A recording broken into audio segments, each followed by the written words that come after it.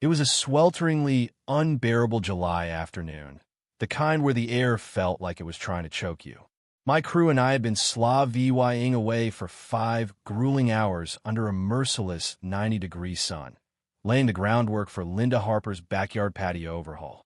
We were making solid progress, despite Linda's relentless hovering and her knack for pointing out flaws that didn't exist. Finally, we collapsed under the shade of a sprawling oak tree, desperate for a lunch break. I just peeled back the foil on my turkey sandwich when the sliding glass door exploded open with a bang, so loud I swore it'd crack the frame. "What do you think you're doing?"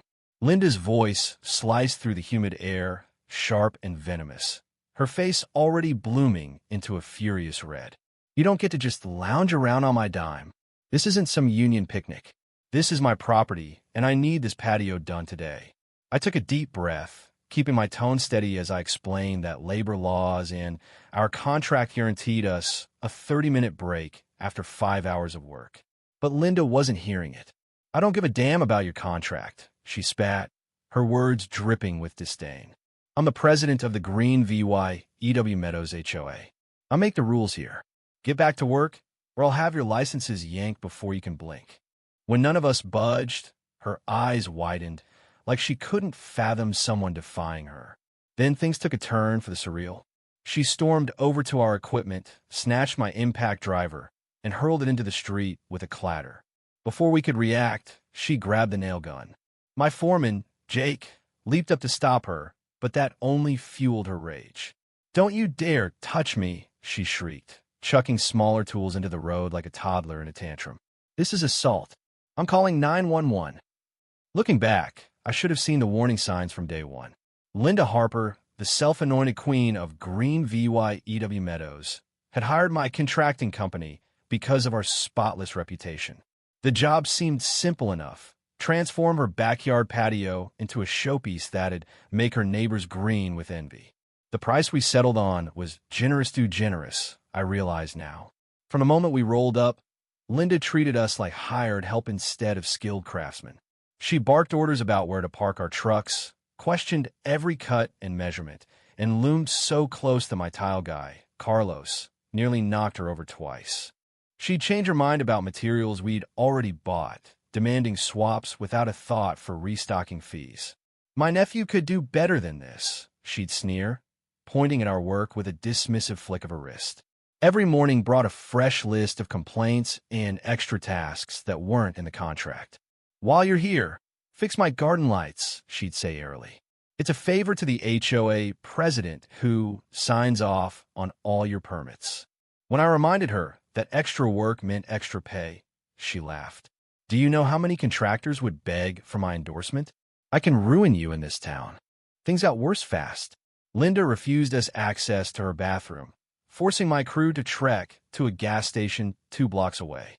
She'd tail us, nitpicking our techniques and accusing us of dragging our feet to inflate her bill.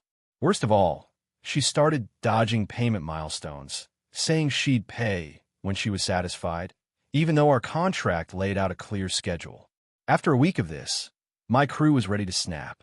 Jake wanted to walk, but I hated Leah VYing a job half done. Then came that lunch break meltdown, and everything unraveled. As Linda ranted about our laziness, she leveled wild accusations. "I saw one of your guys snooping in my garage," she said, jabbing a finger at Carlos.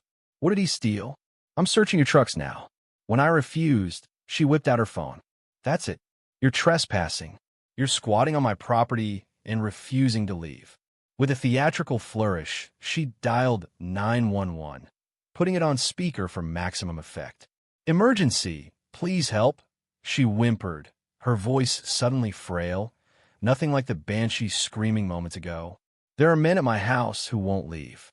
They're threatening me. They're wrecking my property. Hurry." The shift was chilling from tyrant to damsel in distress in a heartbeat.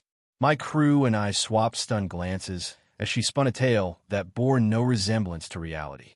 We stayed calm, gathering our gear and snapping photos of the half-finished patio. I had a gut feeling we'd need proof later. 2 cops, Officers Ramirez and Collins, showed up minutes later, bracing for trouble based on Linda's call. She rushed them, tears, actual tears glistening in her eyes. "These men have been menacing me all morning," she quavered. "They ruined my old patio on purpose to gouge me for more work. Now they're demanding double or they won't finish." Officer Ramirez glanced at us five guys in work boots, standing quietly by our trucks, then back at Linda. "Ma'am, show me the damage," he said.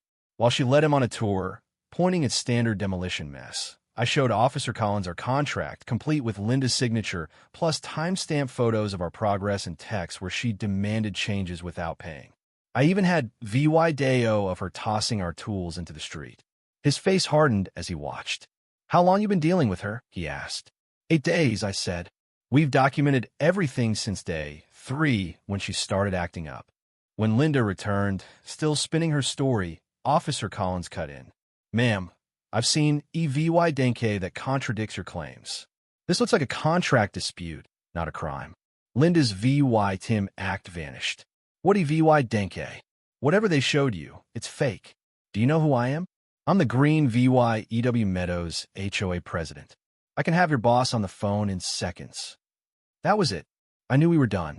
I told her we were terminating the contract under the harassment clause, citing paragraph 6, which she'd VY OLAT a dozen times.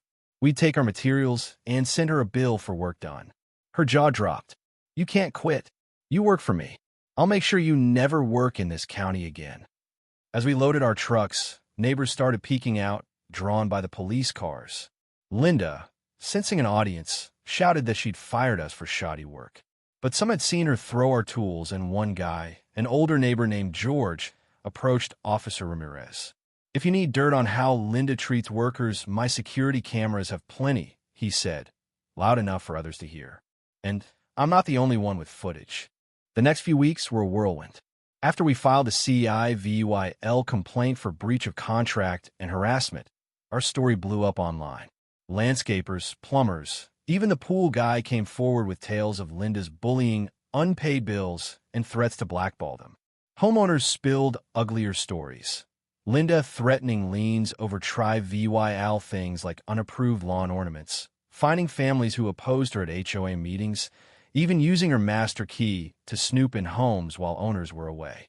The real bombshell came from a former HOA treasurer, Mark, who handed police financial records showing Linda had funneled over due loss $68,000 in community funds to her own projects, including our patio, while forging signatures to dodge permits.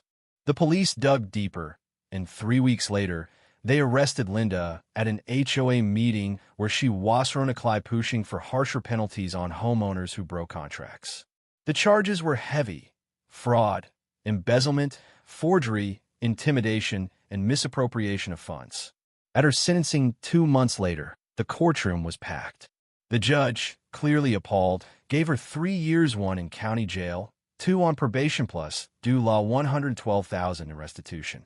When the gavel fell, Linda erupted.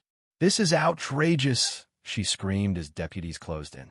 "I was making our community better. I was raising property values. Who's going to run the HOA without me? These people are clueless." Her voice broke as she was led away. Still con VY and said she was the VY Tim of a grand conspiracy. In the end, Linda's reign of terror unraveled Green VY EW Meadows, but it also woke everyone up. The neighbors started talking, the HOA got a new board, and my crew, we're still working, stronger than ever, with a story that'll outlive us all.